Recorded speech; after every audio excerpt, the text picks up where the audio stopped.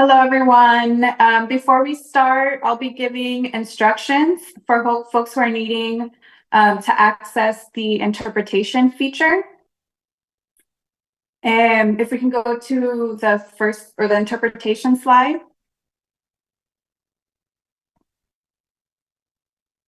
Para las personas que nos están acompañando y necesitan acceder are joining us and need to access interpretation into Spanish. If you're on your computer, you can look for the globe that's at the bottom of your screen, your Zoom application, and click Spanish. Also to mention, right, try not to mute original audio because we will be sharing a video at some point in this presentation that will have audio in Spanish. So for folks who are joining us on their computer, you can click the globe on the bottom of the screen, click the globe, and choose Spanish. For folks that are joining us on their phones, you can also go to the bottom part of your screen. There will be 3 dots that say more. Click that, then select language interpretation, and then select Spanish, and then finish. Just to remind you to not silence, to mute original audio because we will have a video in Spanish. Entonces, mi nombre es Yesenia Portillo y My name is Yesenia Portillo, and I will be moderating. Sorry, I'm gonna be speaking in English. Apologize. My name's Yesenia, and I'll be moderating today's panel on behalf of CISPES, the Committee in Solidarity with the People of El Salvador. So if you have any questions, para las personas si tienen alguna pregunta sobre la interpretación, pueden poner questions about the interpretation. You can add questions to the Q&A. Us. Again, like I said, my name is Yesenia, and I'll be moderating today's panel on behalf of CISPES, the Committee in Solidarity with the People of El Salvador. Also want to definitely say thank you to Global Exchange for hosting us today for this really important and timely conversation about the situation in El Salvador. I will be introducing today's discussion, followed by comments by author and journalist John Gibler about the state of exception and its impacts on the community of Guajila and Chalatenango. I'll also be sharing brief comments related to the recent legislative, municipal, and legislative elections in El Salvador. We'll then hear a message from Marisela Ramirez from the Popular Rebellion and Resistance Bloc in El Salvador, followed by comments from Jesus de la Torre from our partners at the Hope Border Institute. And you can go back, you can go back to the previous slide still. So we do have the Q&A feature open. So please add your questions in the chat, whether they be logistical or for panelists for the Q&A section. So just, you know, we have here on the screen some of the things we'll be going over. So Sunday was the anniversary of Monsignor Romero's assassination, marking what's recognized as the beginning of a 12-year armed conflict in El Salvador. Saint Archbishop Oscar Arnulfo Romero was beloved by Salvadorans for defending the rights of Salvadorans who were organizing to secure a more dignified life. It's said that 250,000 people attended his funeral. Romero used his platform to denounce the extreme repression and deadly violence that the Salvadoran military dictatorships were carrying out against Salvadorans who dared to organize against the exploitation they faced at the hands of the country's wealthiest families.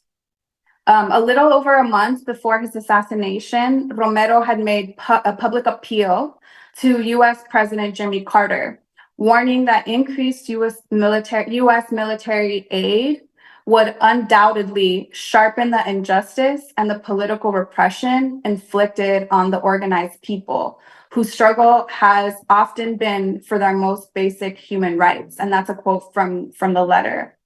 The US, of course, went on to increase its financing and support for the Salvadoran military for 12 years, until they could no longer justify the atrocities of the Salvadoran military, and the government was forced to negotiate a peace agreement without having met their objective of defeating the Salvadoran people's resistance and revolutionary armed struggle.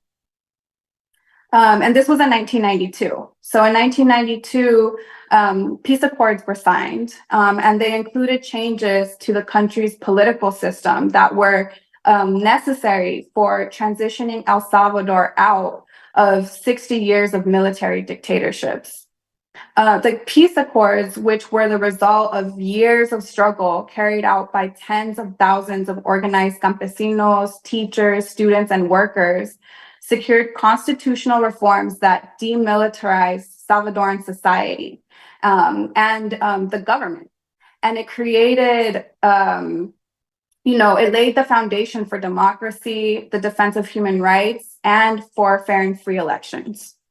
Now, the current president, if we can call him that, because many folks in El Salvador are naming him as a de facto illegitimate president, who is completing his first term in June of this year, has systematically torn down all of the central pillars of El Salvador's peace accords in order to consolidate his power, his government's power, and in order to enter the ranks of El Salvador's oligarchy.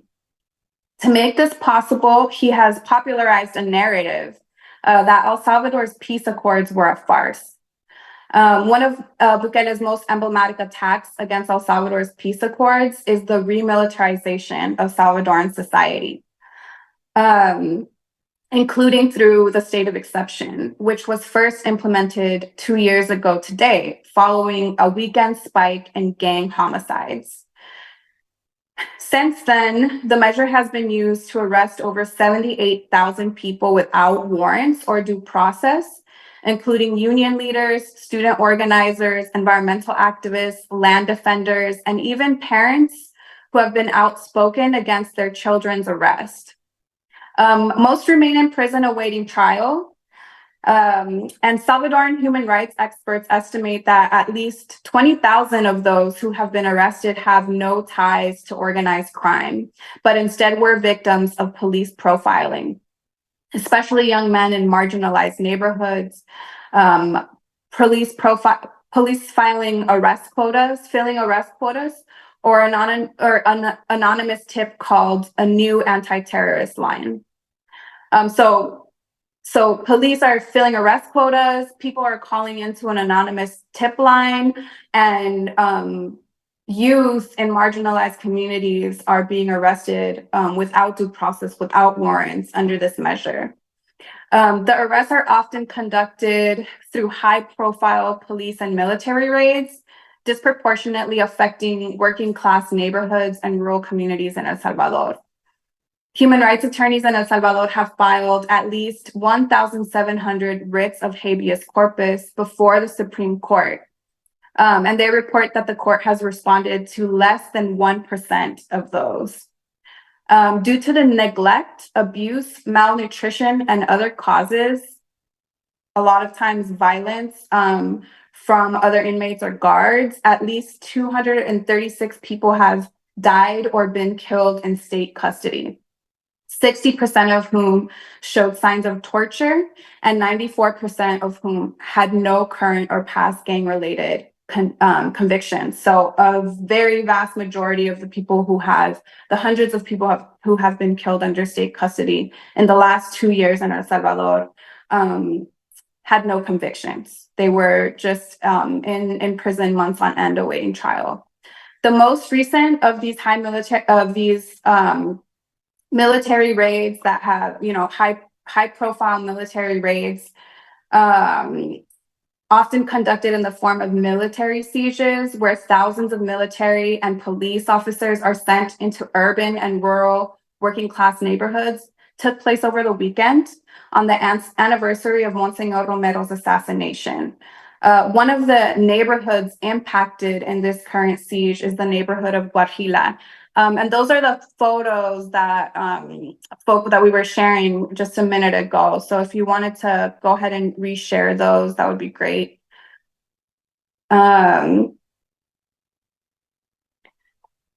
So yeah, I'm not sure how clear the tweets are, but these are from Bukele's own Twitter and the National Civilian Police.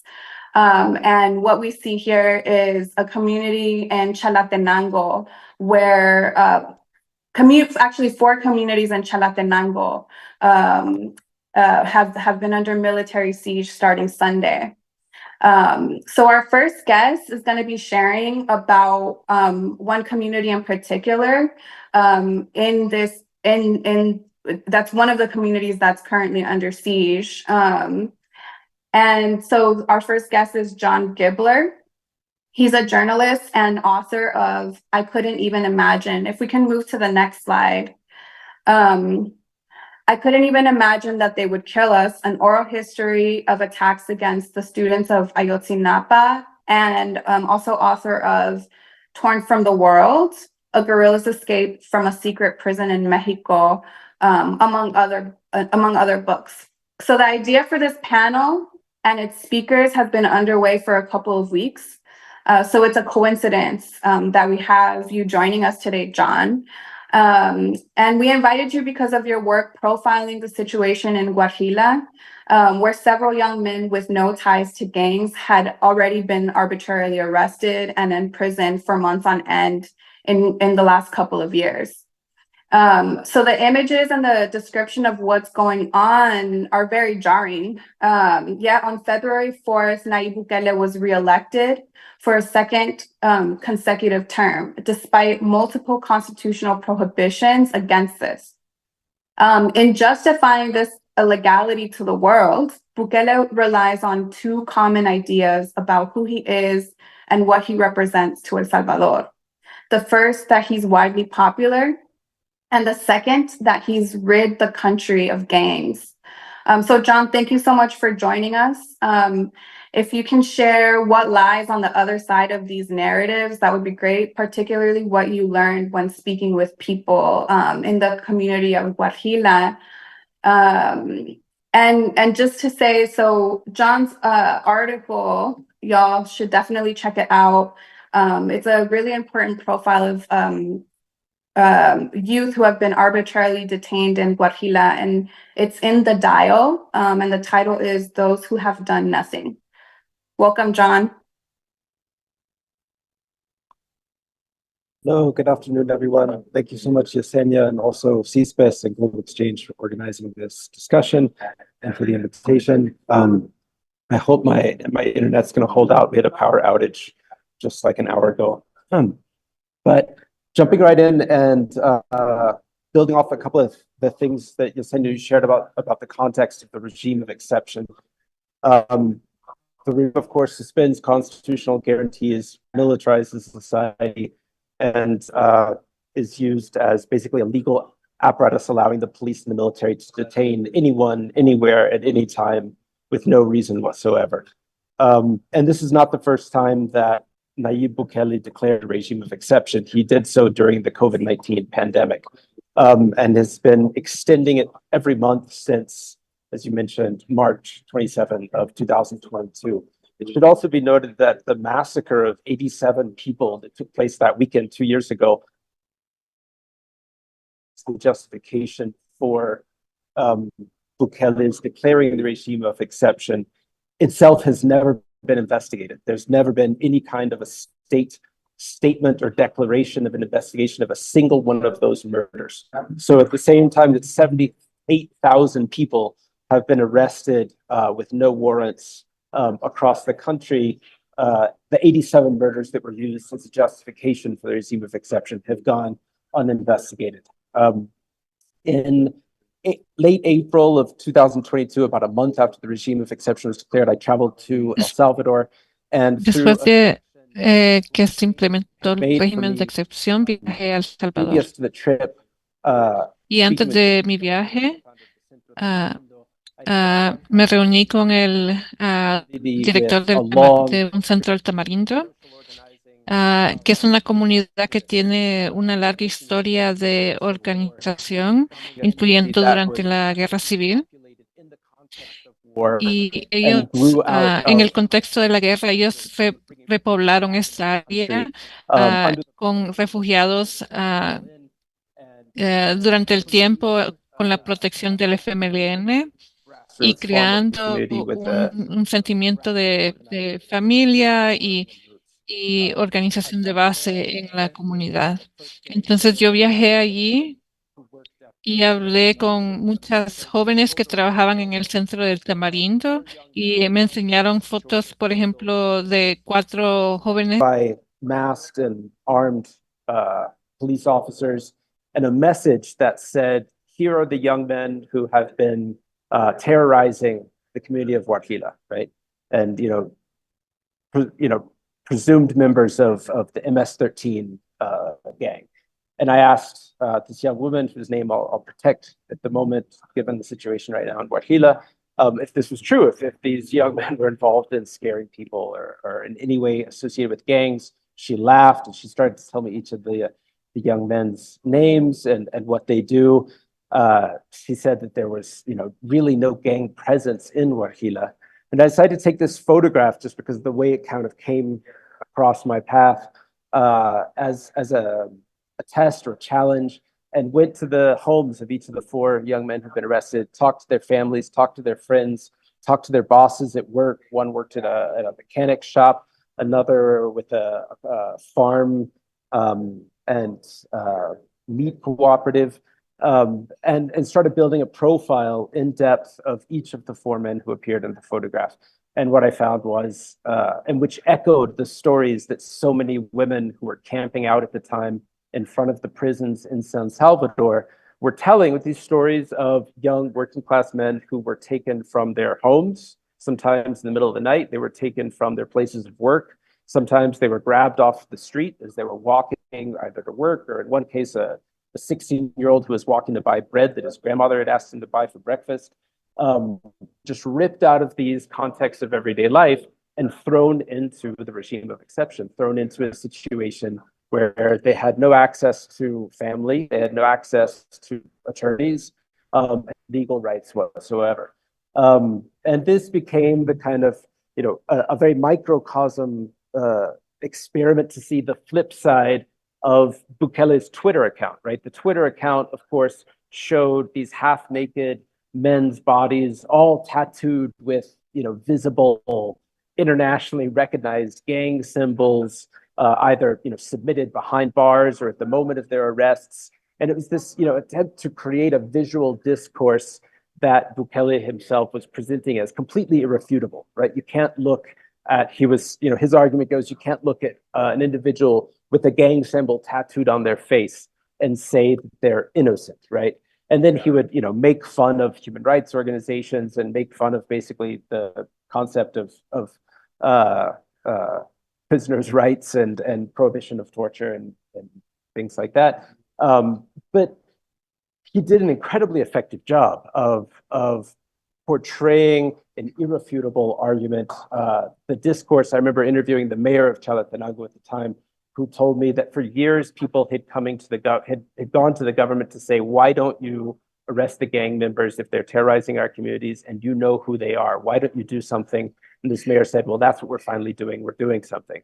But then again, what they were doing was, of course, going house to house. As Yesenia also mentioned, there were these anonymous hotlines. There were some cases where you could get cash rewards for giving names that the police could arrest. I interviewed a national police officer who requested I not publish his name, who told me that indeed, this was back in May of 2022, that the police had a quota, that they had to arrest at least 30 people a day per department. So the idea was that Bukele had seen that these mass arrests of people who it seemed were undeniably gang members because of the visual of face and body tattoos had been so popular that he evidently pursued a political platform of just mass arrests across the country to the point of even giving the national police a daily quota. And what we've seen and what's happening right now only emphasizes it. Is that Bukele is governing El Salvador as if it were some kind of Netflix reality series. Everything is orchestrated for the drone video footage that he's going to show. You know, there was last week two separate murders in Chalatenango. It seems as if there's both eyewitness and video testimony that led to the arrest last Friday of the two young men who committed these shootings, these murders. They, however, were presented 2 days later, kneeling on a field surrounded by hundreds of uniformed and information soldiers by this drone, video choreography.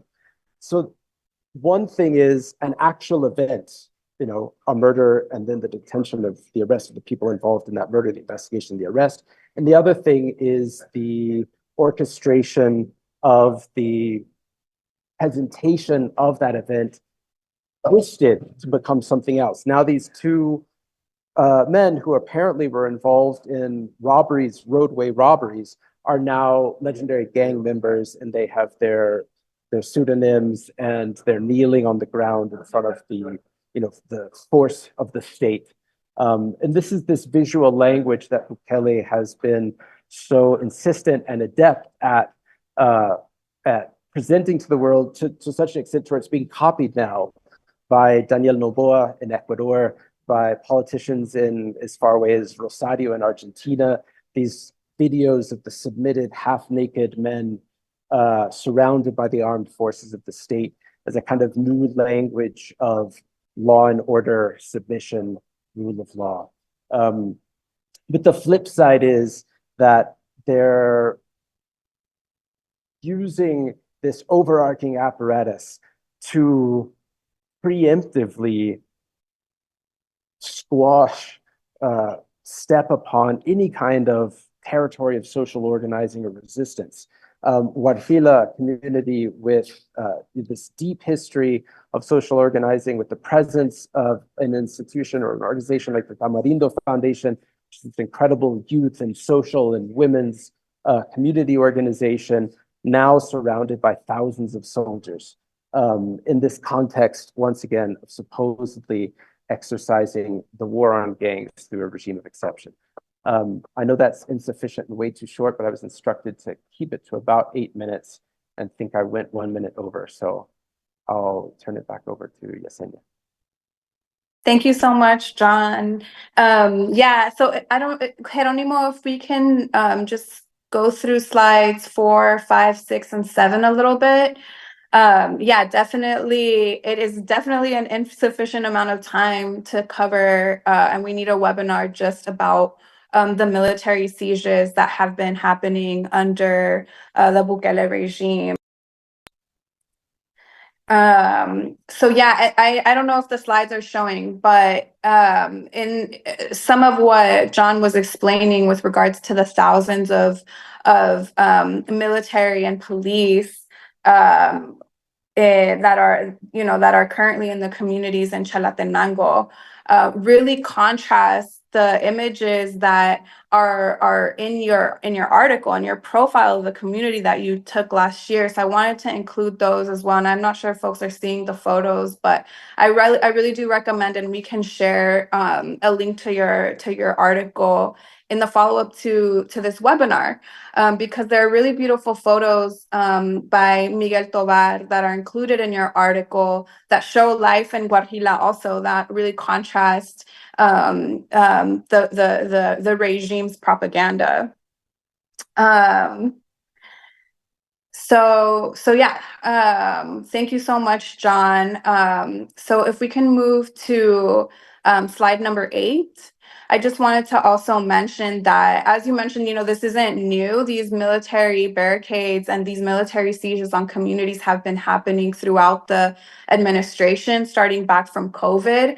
And I just put a couple of examples here of different communities throughout the last year that have experienced this. And really one of the elements that's really common throughout is that the communities are communities with historic legacies of leftist organizing, and they're being particularly targeted. And if we can move to slide 9, you'll see here that the communities that are currently under siege in Chalatenango actually have a pretty much history of no homicides, almost zero homicides throughout. And as John mentioned, the communities there saying that there is no gang presence.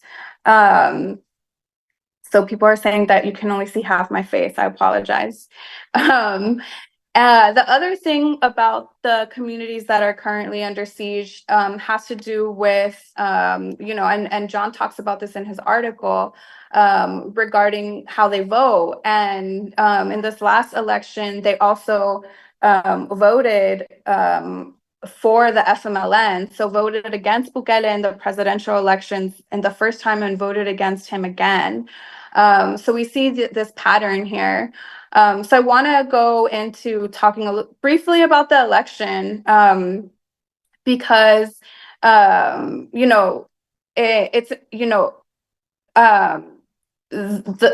we might be asking ourselves, how can Bukele get away with this, So I think, going on into the elections a little bit, if we can go to slide number 10. On February 4th and March 3rd, El Salvador had its legislative, municipal, and presidential elections. And the outcome of those elections cannot be understood without this context of 2 years basically under martial law. So Log, who's also a sponsor of this webinar, Hope, who will have somebody, the Hope Border Institute, we have somebody joining us from Hope also, and CSPES, we've been collaborating in the months leading up to and post the election period to share analysis from El Salvador's popular social movement and civil society groups, including insight from CSPES's participation as international elections observers. And we'll be putting out a report early next week that we can also send in a follow-up email to attendees. The report spends a considerable amount of time on the context of the election. And this is important because, as I mentioned, people might be asking themselves, how is Bukele getting away with this? How did he get away with an unconstitutional candidacy? And what has happened throughout his first term in office is a co-optation, basically. He's co-opted all branches of the Salvadoran government and government institutions. So this co-optation has been central to him getting away with, again, the state of exception itself is unconstitutional, it's illegal, and it suspends the most fundamental constitutional rights across the country. And the context, the history of this is that in February 2021, following a year of hate and persecution, political persecution already, Bukele's party, Nuevas Ideas, or New Ideas in English, secured a supermajority in El Salvador's Legislative Assembly. And this really laid the groundwork for complete control of decisions within that legislative body by the executive. So immediately after the start of this legislative term, where now Bukele's party controlled with a supermajority the legislature, there was also a takeover of El Salvador's judiciary, where the Legislative Assembly illegally replaced all 5 Supreme Court magistrates, and as well as El Salvador's Attorney General. And shortly thereafter, passed judicial reforms that allowed Bukele's government to remove and replace hundreds of judges across the country. So this is how the current administration also controls the judiciary in El Salvador. And this has been elemental for the Bukele regime's ability to carry out the illegalities that it does.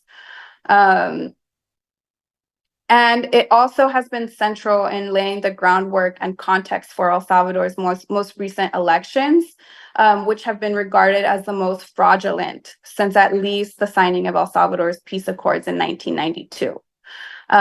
So in the lead up to the election, El Salvador's popular social movement and civil society organizations had already been clear, denouncing that there could be no fair and free elections under martial law with an unconstitutional candidate. Additionally, so we, as elections observers, we saw this firsthand. We saw the impacts of martial law, basically, we saw firsthand like an alarming incursion of soldiers into El Salvador's capital in the days leading up to the election. This is something that many of us on our observer mission who had observed elections for many years since the signing of the peace accords had never seen anything like it. There were probably like 6 soldiers on every street in El Salvador in the days leading up to the election, handing out aid packages on behalf of the government, basically as propaganda, as government propaganda.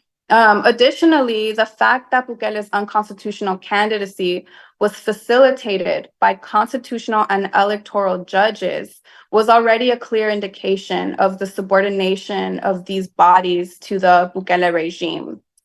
But it wasn't just that. The Bukele administration, with the help of his allies, his controlled legislative assembly, drafted up a set of reforms to the electoral system and basically gerrymandered the map of El Salvador and changed the way that the legislative representation numbers would land in order to favor his candidates. Because basically by this point, it was clear that Nuevas Ideas politicians were losing favor from the population.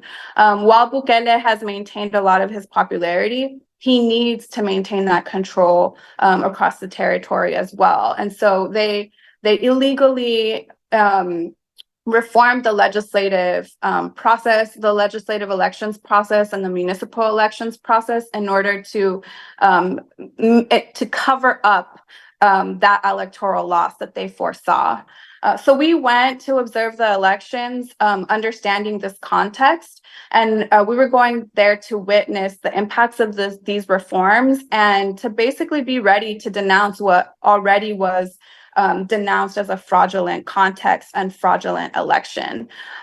So what happened was actually was even more jarring in the sense that even though all the groundwork was laid for Bukele to maintain and consolidate his power even more through these reforms, they still carried out mass irregularities that have clear indication of being intentional, caused chaos on election day and on election night with clear indications of ballot stuffing, that the election system, the tech in order to transmit the results on election night completely failed.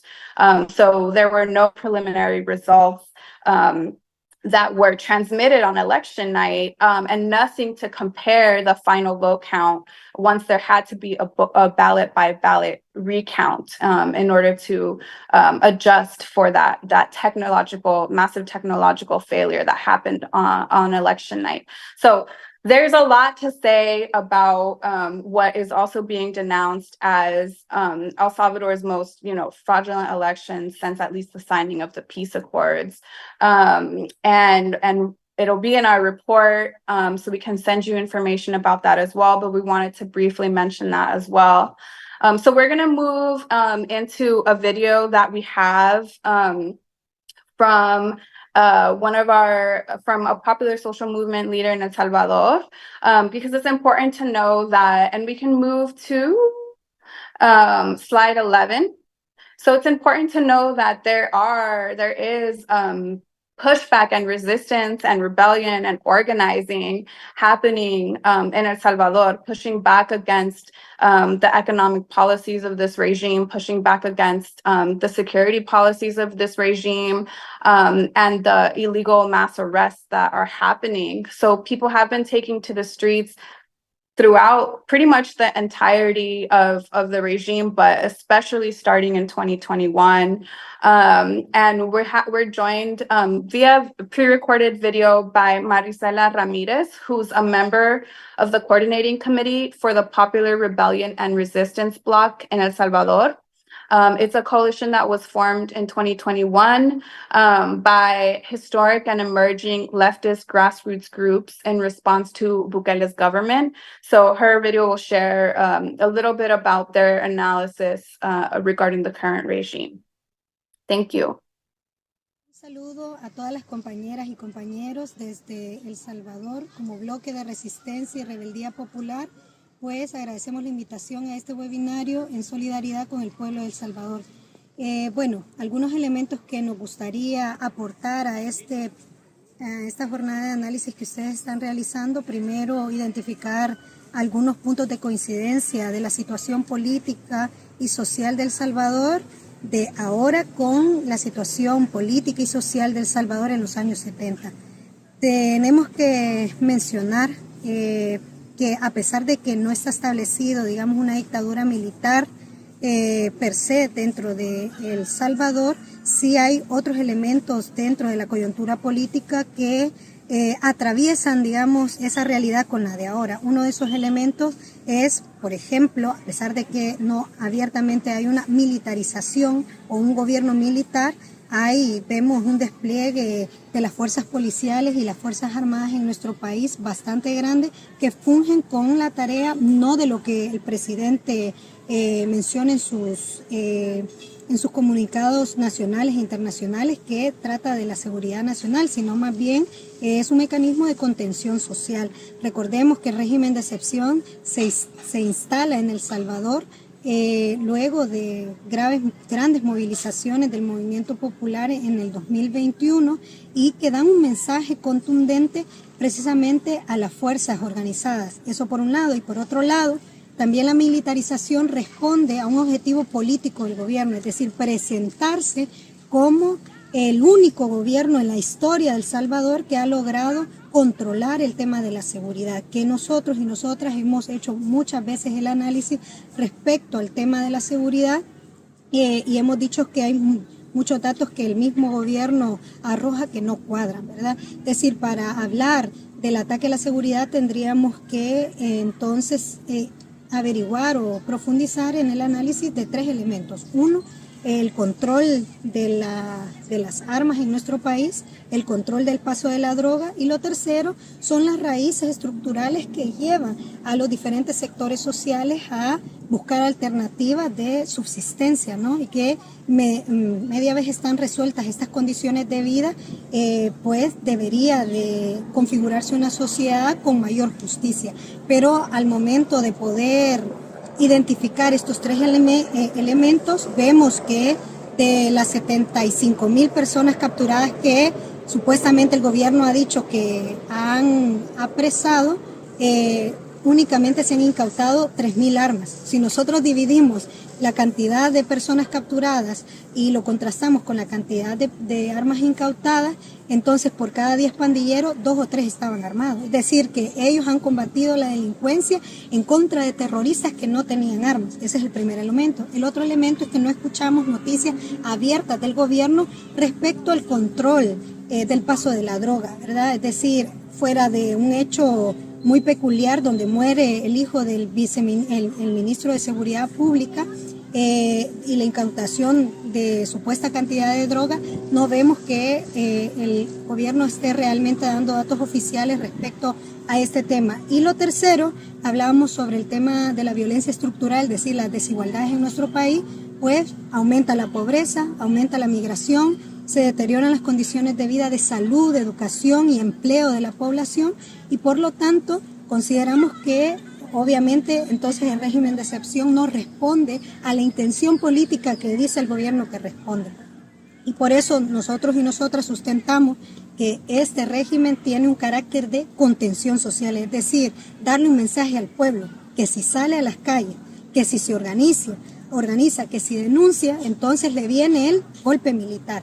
Y precisamente es el caso de lo que ha ocurrido ahora, hace unas pocas horas en El Salvador, con la militarización de la zona de Chalatenango, específicamente en la zona sur de Chalatenango, en donde han apresado a dos jóvenes que estaban organizados en una asociación, el Tamarindo, en donde al final se les monta una escena, un caso para poder ser inculpados. ¿Por qué? Porque el gobierno, después de haber pregonado a todo el mundo que ha controlado la seguridad, entonces monta un despliegue militar de semejante calibre.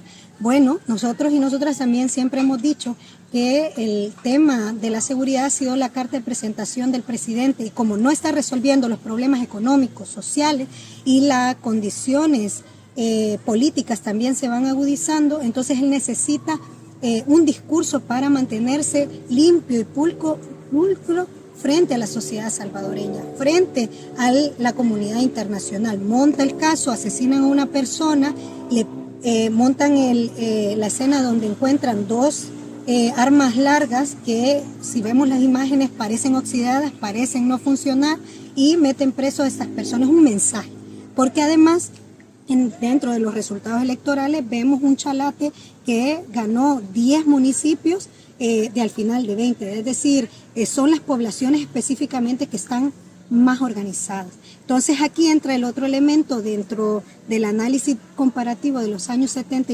y la actualidad, es la agudización del sistema político, ¿verdad? Es decir, vemos, a pesar de que no hay un régimen militar en nuestro país, es decir, la figura, el rostro es una persona civil, entre comillas, también vemos la utilización de las instituciones del Estado para el sometimiento, pero además de eso, un control absoluto de los diferentes poderes del Estado que le permiten al actual presidente consumar su fraude, ¿verdad? El principal fraude, el fraude estructural de toda esta coyuntura política que estamos viviendo, es precisamente la candidatura del presidente Bukele a la reelección, que está señalado en diferentes artículos de la Constitución salvadoreña que está prohibida. Ese es un elemento. Otro elemento, el resto de instituciones que deberían de velar y poner o impedir que esta candidatura se consume, digamos, también cooptadas y controladas por el actual gobierno, que terminaron legitimando y haciendo también proceso en ese fraude. Y el otro elemento es un fraude descarado, en donde se dio un proceso de escrutinio final totalmente irregular, un presidente que se autoproclama sin tener datos oficiales, y además que trata de, a partir de los otros elementos técnicos del fraude, abultar su triunfo para legitimarse. Es decir, su gobierno no está sustentado en la legalidad, y por lo tanto necesita un margen, un volumen mayor, superior, para poder sostener, digamos, o legitimar su gobierno, que es de facto, es decir, totalmente ilegal. Vemos que también, al igual que en los años 70, se ha agudizado el tema de la persecución política, no solo por los cercos militares o las capturas o todo el contexto del régimen de excepción, sino tenemos presas y presos políticos nuevamente, exiliados y exiliadas, muchísimas personas referentes de izquierda que están enfrentando procesos judiciales totalmente desiguales, en donde no opera de manera real, digamos, no opera de manera transparente las instituciones del Estado que garantice precisamente un elemento fundamental, que es el derecho a la defensa, a poder comprobar la inocencia de las personas que está siendo acusado. Es decir, al final estamos en un contexto en El Salvador bastante complicado. ¿Qué esperamos de el gobierno entrante, digamos, ahora que se consuma todo este fraude electoral? Bueno, lo que nosotros y nosotras esperamos es que se agudice la persecución política. El encarcelamiento ya destruyó, digamos, o redujo al instrumento político partidario a lo mínimo, donde no gobierna ninguna alcaldía y en donde no tiene representación en la Asamblea Legislativa de ningún referente de la izquierda en el Parlamento. salvadoreño, y luego entonces vendrá en contra de la organización y los movimientos populares. Viene un auge, eso es lo que esperamos, un auge de la lucha popular también, de los sectores populares.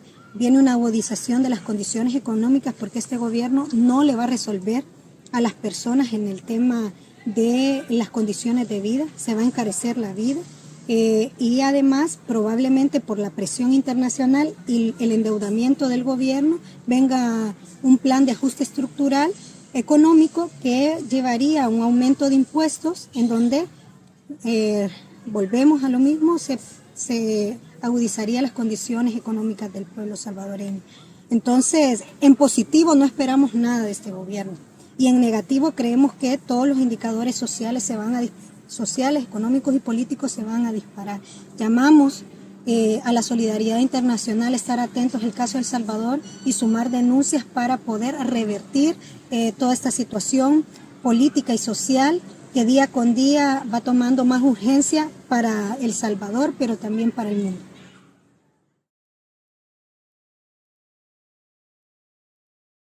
Hi again, everyone. So yeah, we're super privileged to have a little bit of analysis from folks that are organizing communities to take to the streets in El Salvador right now, and to defend themselves against the current attacks that are happening to take over people's lands in El Salvador under the Bukele regime, for example. One thing I want to pull out before moving on to our next panelist from Maricela's comments is about the fact that the results of the election, in case this hasn't really been illuminated or talked about or not super clear from the video, is that, currently there is no political representation of the only political electoral instrument of the Salvadoran left within El Salvador. So the FMLN, even though they received a higher percentage of votes than they did in the last legislative election, because of the legislative reforms and because of the level of fraud that was carried out, they now have 0 seats in the Legislative Assembly. Whereas if the reforms hadn't happened with the number of votes that even they have from the TSC, they would have 2 more seats than they had in this Legislative Assembly. And the same is true with the gerrymandering in the municipal elections. So we have a territorial map of mayors and a legislative map with legislators that are like 90+% aligned with the current regime. And so I think another thing that she mentioned is, given that political reality, given the lack of representation within the political and electoral arena, for the needs of the people to be represented, it really will be important to support the popular social movement that is continuing to organize in El Salvador right now, in defense of the advancements that they had gained under the armed struggle, and of course, again, also the expectation that what's coming next is more repression, so solidarity in this moment, international solidarity, transnational solidarity is extremely important for the next phase in Bukele's regime. So with that, I want to move on to our last speaker, Jesus de la Torre. Jesus de la Torre is a research fellow at Hope Border Institute in charge of their Root Causes of Migration program with the Root Causes Initiative. It's a network of more than 340 grassroots organizations in Northern Central America, Mexico, and the US, which seeks to ensure that everyone has the right to thrive where home is and the right to migrate when they need to or want to. Through grassroots organizing, direct advocacy, and research, they advocate for better policies at the national and international levels, particularly working on informing and changing the U.S. policies towards the region. So thank you for joining us, Jesus. You know, when Bukele was elected president, he gave his first public speech in Washington, D.C., at the ultra-conservative right-wing think tank, the Heritage Foundation, where he pledged to what we can only assume to have been a really xenophobic, anti-immigrant audience. He pledged to end all immigration from El Salvador. Can you share with us a little bit about what's behind this rhetoric that paints El Salvador as a paradise, as the safest country in the hemisphere? And what about Bukele's policies, including the state of exception, and what impact they have on the ability of Salvadorans to secure a dignified life there? Thank you very much, Yesenia, and thank you to all our colleagues from Global Exchange, Dispers, and Log for organizing the webinar. So let me bring some data to respond to your question, and let me bring some of the experiences of the communities we're accompanying there in El Salvador too. So just to begin with, it's very difficult to calculate or to have a number of the people who are living in El Salvador. So we have a couple of measures that we can look at, and that's the number of apprehensions in Mexico and encounters at the US-Mexico border. If we look at the numbers during the Bukele years, the last 4 years, we see that approximately 300,000 people or 300,000 encounters with Salvadorian citizens happened in between 2019 and the beginning of 2024. And then in Mexico, we have around 6,000 of apprehensions in just the last 2 years. Then we see that in relation to the numbers before the Bukele years and after or during the mandate of Bukele, the numbers are higher. So the numbers of encounters are higher during the Bukele years than in the years before. That's in line with the regional trends. And we know that after the COVID-19 pandemic, more people have had to leave their homes due to several circumstances. But at this point goes beyond the security narrative, right? Security or the perceptions around security doesn't tell the whole story, and we need to provide some more nuance. So the first one is that El Salvador, it's inserting itself into the regional patterns of migration, the Central American patterns of migration, and in general, the historical patterns of migration from the country, which generally they have been due to some security reasons and then economic reasons. Regarding the security perceptions, we see that people have a very perception of their security and their options in the country, but yet we see internal displacement rising in the country. So if we go to the next slide, we can see that many of the people who are internally displaced, according to local organizations like Cristosal, have been displaced due to the national civil police, which means that right now the people are fearing some of these enforcement measures that you all talked about before, and is a state of exception. Some of these people are prominent human rights defenders, activists, or simply people who are trying to organize demanding better conditions of living in the country. The second reason is that after the COVID-19 pandemic, we see that the situation hasn't improved for many people. And if we go to the next slide, we can see that the economic situation is the priority and the main concern for the people in El Salvador. Around 26% of the people are living under the poverty line. Inflation was at almost 72% in 2022. And we see that remittances are still crucial for the economy of El Salvador. 23.7% of the economy of El Salvador, of its GDP, depends on remittances, according to the World Bank. So in this situation of lack of economic recovery, this insecurity for some people, we also see there is a lack of welfare network that can protect most of these people. If we look at the numbers of the informal sector workers, they are really high still. And people who are working in the informal sector, they don't usually have social protections, they don't have good benefits, or they don't receive a good paycheck monthly. And then they are more exposed to the state of exception measures because they are always in the streets trying to sell and trying to make a living, we see that people who have tried to organize informal sector workers have also been detained under the state of exception without due process protections, and we know they are unjustly incarcerated.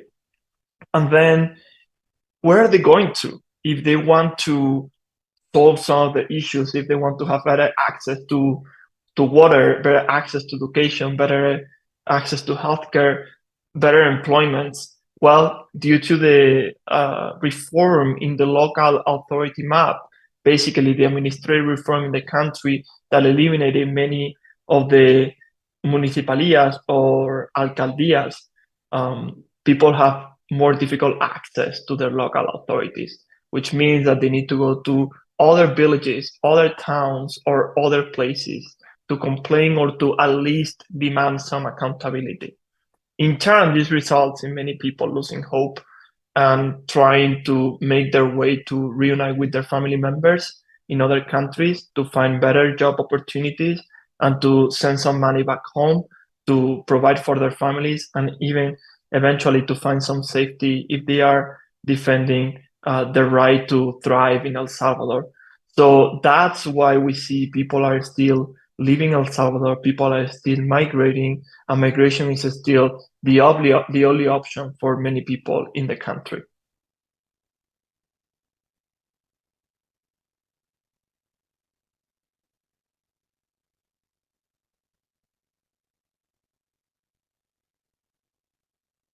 Thank you, Jesus. Thank you, everybody who has joined our webinar so far. And yeah, I think for me, it's really, kind of bringing back the conversation, that graph that you showed from Cristosal about how basically it's the inverse now under Bukele, whereas before the state of exception, a lot of people were being internally displaced due to gang violence. It's almost the inverse, where actually it's the military and police that people are fleeing their homes and they're fleeing from and leaving their homes. Geronimo, it's the presentation slides. If you could just refresh them before sharing the next one. So yeah, I think I did see a question in the Q&A that's about the number of legislative seats and municipalities. Yes, and just to say that in this last election that just happened in February and March, the February legislative elections, the FMLN ended up with 0 legislative seats. They had 4 before. If the legislative reforms hadn't taken place and the number of votes that they received would have remained the same, and the method of assigning the seats would have remained the same, then they would have had actually more legislative seats in this upcoming assembly. And the same is true with the municipalities. So the FMLN has 0 municipalities. So there will be no FMLN mayors in the next term. So I think that was the only question I really saw. Let me see.